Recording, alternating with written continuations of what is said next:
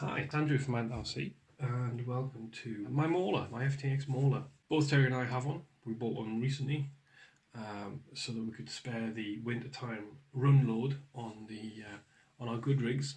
When we decided to buy them, we were very keen to keep the cost to a minimum because we're saving up for these big 6x6 cross RC trucks. Terry's just splurged on his, as you've maybe seen already, his MC6.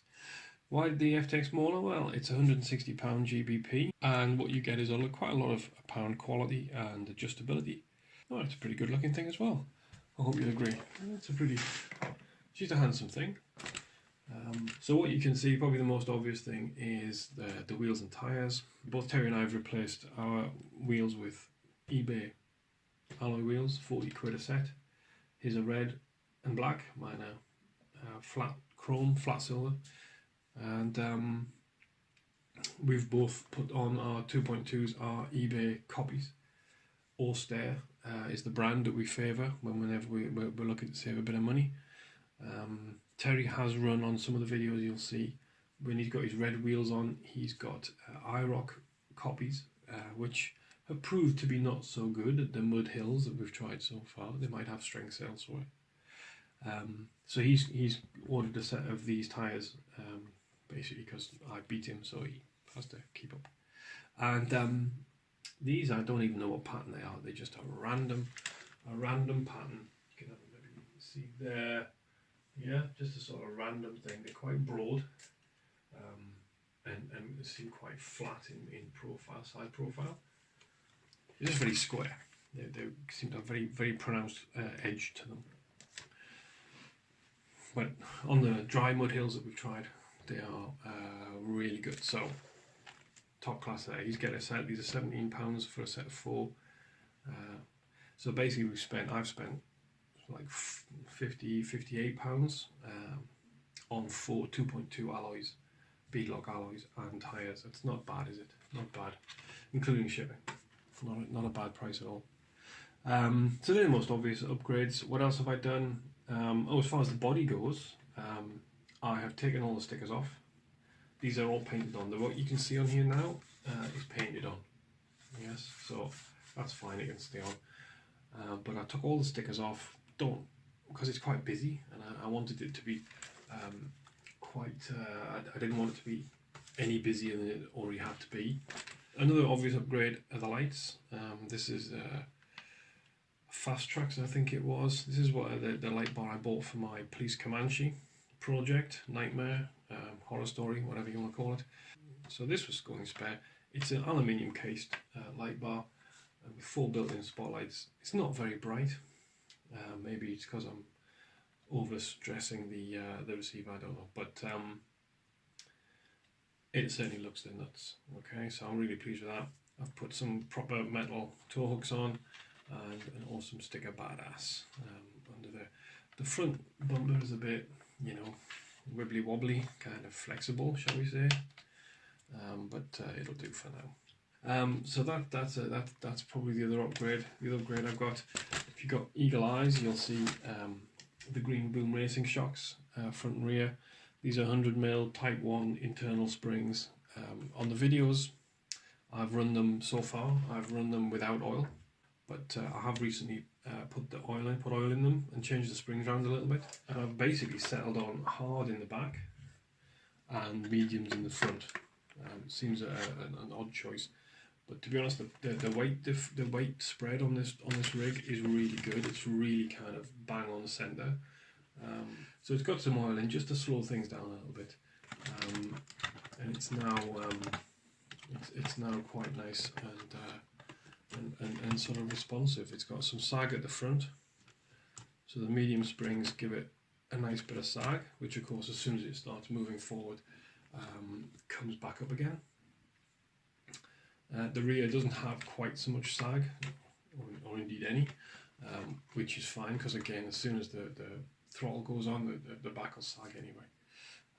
So I don't mind this kind of nose down attitude that it's adopting. I'll swap the hard springs into the front if needs be as well.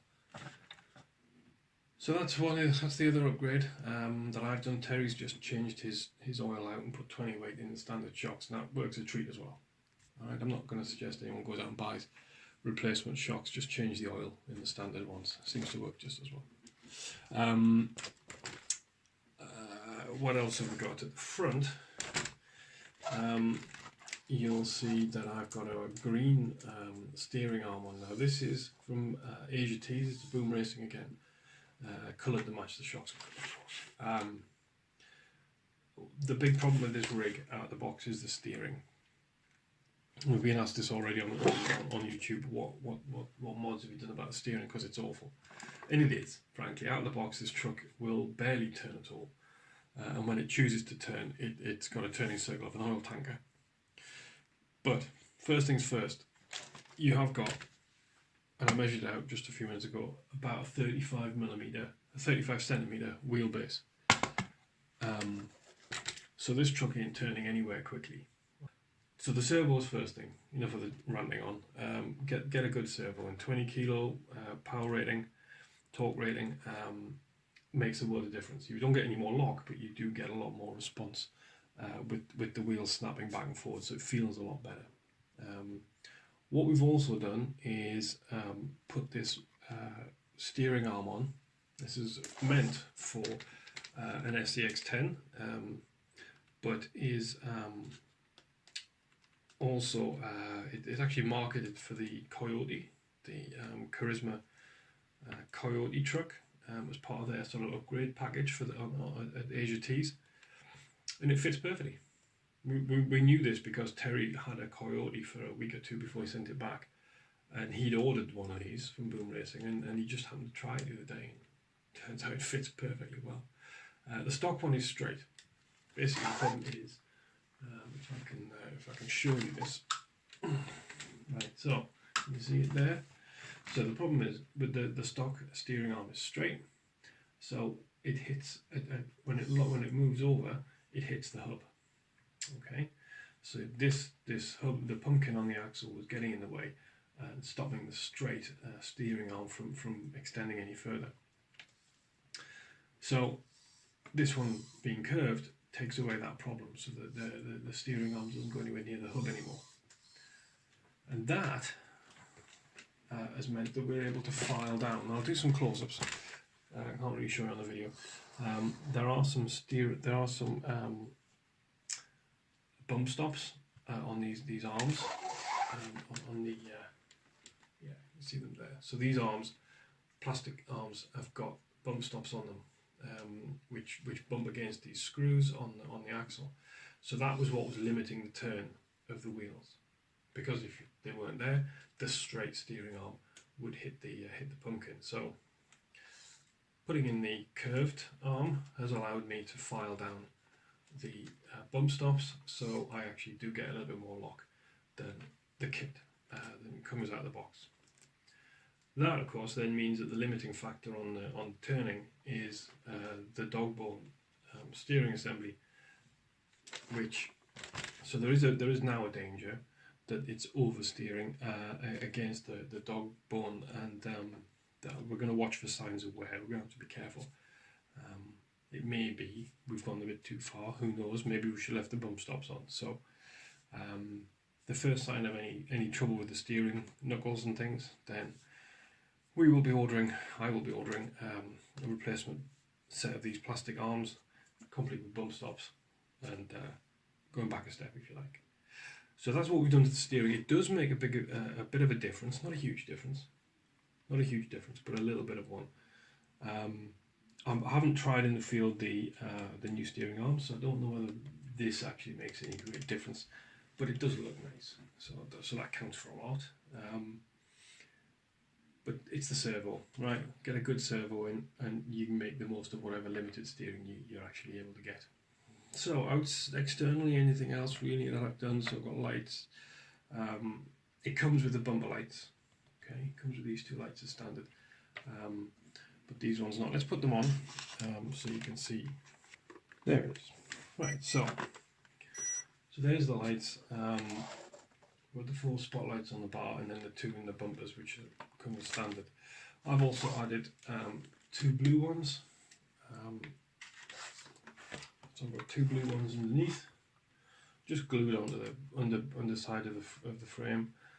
Nothing fancy there, and 2 in the back.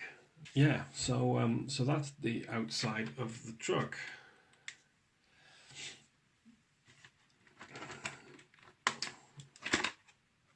Inside, oh, I've put a little spare tire on the bed at the back, which I will ultimately replace with some boxes and stuff, maybe a couple of jerry cans or something like that. Right, so inside the truck, what have we got? A lot of wires. We've got the all metal frames, which are really nice and fully adjustable. So have a little look at the screws and so on. You can see lots of adjustment screws, so you can change your links around, you can reposition the sort of height of the front and rear.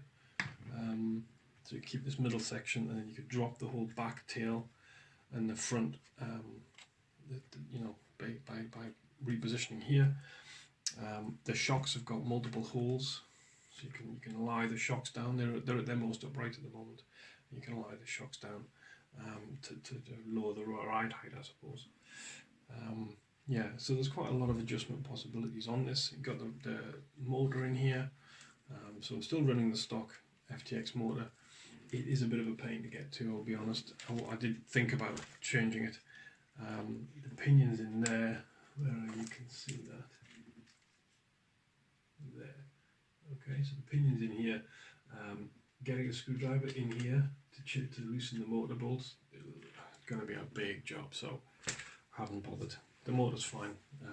The ESC is back here at the back of the truck. There's the usual, the familiar 1080 sitting there at the on-off switch. The tail lights, let's talk about them while we're at the back of the truck.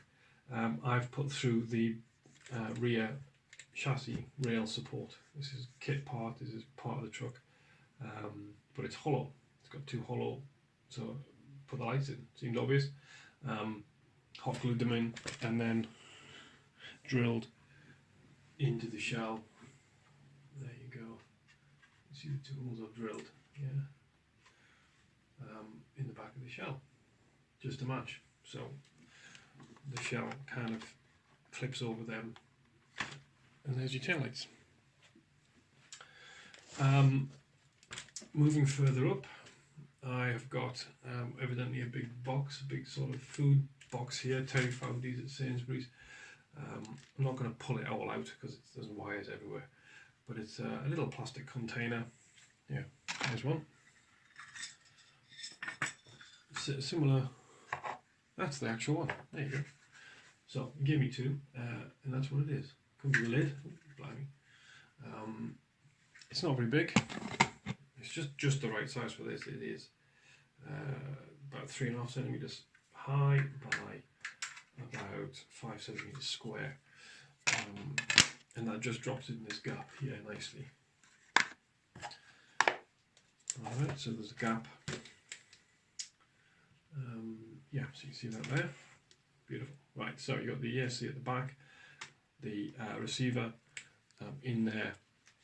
You've got an open spur here with the open pinion underneath. You've seen lots of cables, battery cable here, mainly because all the lights, really where all the cables are coming from. So the battery is forward of the centre. So there's my 2-cell light bulb sitting here, finishing just by the front shocks, and then I've got cables running either side of it. The battery straps make good cable restraints as well, and then they all run out to the front bumper with the bumper lights and the 4 spotlights. So yeah, there we go. The servo is axle mounted. It came from Hobby King. It is a King Max World Champions high speed CL3015S. The rest of it is completely stock underneath. We haven't messed on with anything. Stock axles, stock internals, plastic drive shaft. What I like about the although the drive shaft's plastic, It's got some metal bits at the end. The joints at the end are metal. So again, plastic drive shaft, metal at either end, metal sort of knuckles and things. Yeah, metal links are standard, but plastic ends. So that's the FTX Mauler. Hopefully we'll have these out soon, and we'll have another video. Thank you and good night.